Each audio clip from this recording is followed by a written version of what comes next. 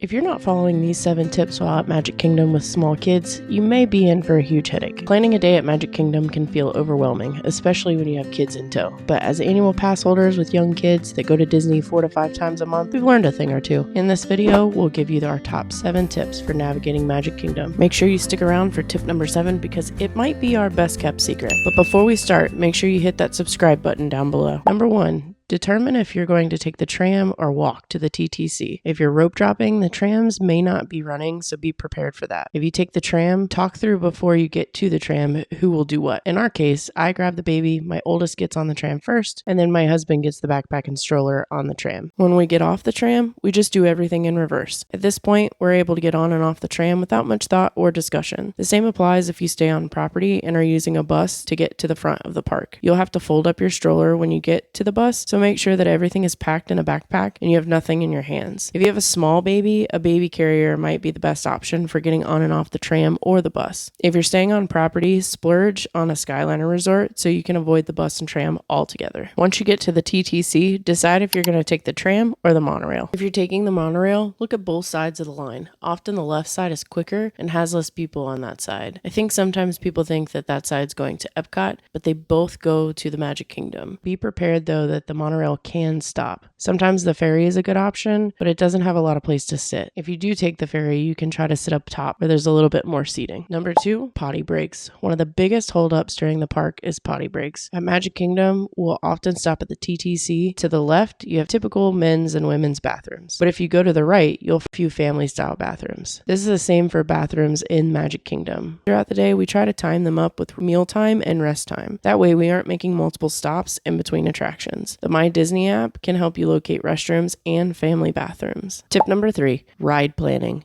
Identify your must-do rides and hit those first, with one caveat. Don't rush back and forth from both sides of the park, especially with strollers and little kids in tow. It can be stressful running back and forth. When we get on the monorail or the ferry, I'll check the app to see which side is less busy, and then we start there. Then go in a circle. Determine how long you're willing to wait for each ride. If a ride is a little higher, but is on the must-do list, just wait for the ride. It's much easier to stand in line than to run to another attraction with a low wait time and hope that the one you really want to ride will go down in time. I have another video coming out on how to keep littles entertained while waiting in line. Number 4. Get to know the My Disney Experience app. You can find food, wait times, character meet and greets, and way more in this app. Also, you can put in your car location using the My Disney app. At the end of the long day, the last thing that you want to do is try and remember where you parked. Knowing how to navigate the app before being in the park will help cut down on frustration and wait time while trying to figure out where to go next. Number 5 seems like a given, but make sure that you know your child's height and the height requirements of other rides. Nothing's worse than getting to a ride that your child wants to ride and having to deal with a meltdown. For siblings that can ride and adults that want to ride alone, take advantage of Rider Swap. My oldest loves to ride everything twice, and my husband and I have a buddy along the way. It's a great way to make special memories with the older kids. If your kiddo's never ridden a roller coaster, start out with something small like Barnstormer. If they like this ride, you can upgrade to something like Mine Train. After that, you're ready to hit Thunder Mountain or Space Mountain. Space Mountain can get a little nerve-wracking since it's an individual seat. If your kiddo wants to try Tron, but you're not sure about the vehicle, you can ask a cast member for a regular seat. While big kids are riding roller coasters, the little kids can hit up a nearby ride. For Tron and Space Mountain, the People Mover is a great option. For Thunder Mountain or Tiana's, you can also hit up the train. Number 6, mobile order your food. Nothing's worse than a hungry kid and having to wait for food. If we can, we mobile order on the ride itself. While one parent finds a seat, the other can grab food and sit down with the kiddos. Also, remember to bring a cup that your kiddo regularly drinks out of.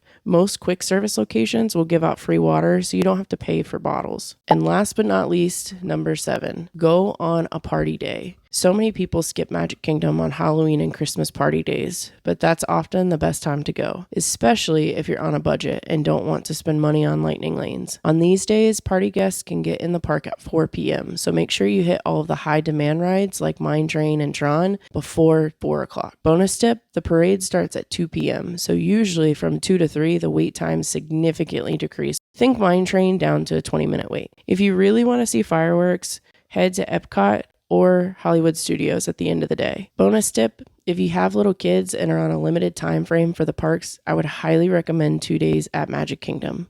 Even with all the tips and tricks in the world, and with all the lightning lanes and reservations, it can be really hard to get through the whole park in one day.